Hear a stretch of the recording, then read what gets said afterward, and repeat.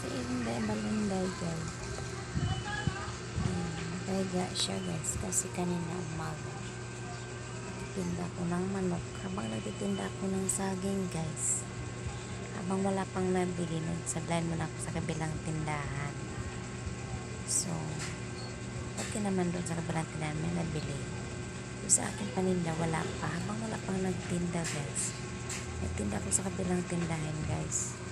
So ngayon guys, ang katawan ng single mom guys kasi nakakapagod lahat, ikaw ang may gawa sa'yo lahat guys. So ngayon sakit na yung tiyan ko guys, hindi ko alam kaya ngayon higa ako dito sa taas, yan ako lang, wala akong mapagpintuhan dahil isa akong single mom.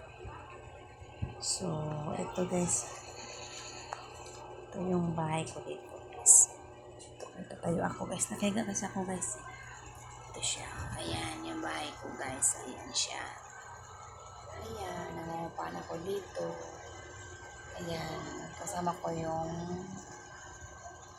dalawang anak at saka isa kong kapatid. Kami lang dito guys.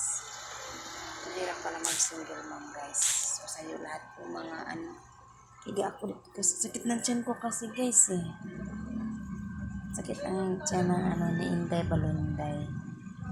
So ngayon mag-isa lang ako dito sa taas guys. Napaisip ako kung paano mahirap pala talaga single mom guys.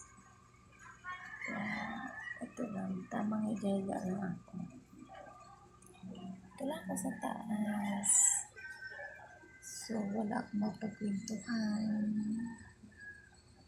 So, no choice ka. Balang sakali. Kung sino bang nakapanood ng mga video ko, share kayo at like po. Malay mo. Wala namang sa mga iba guys. Balang natulungan din ako dito sa anak ko. Paano hirap ang buhay. Guys, so share your like guys sa video ko guys, share like guys. Sige guys, ngayon dito lang yung video ko guys kasi makirap ba gawin dyan ko guys, kahit anong gawin ko makirap siya. Okay lang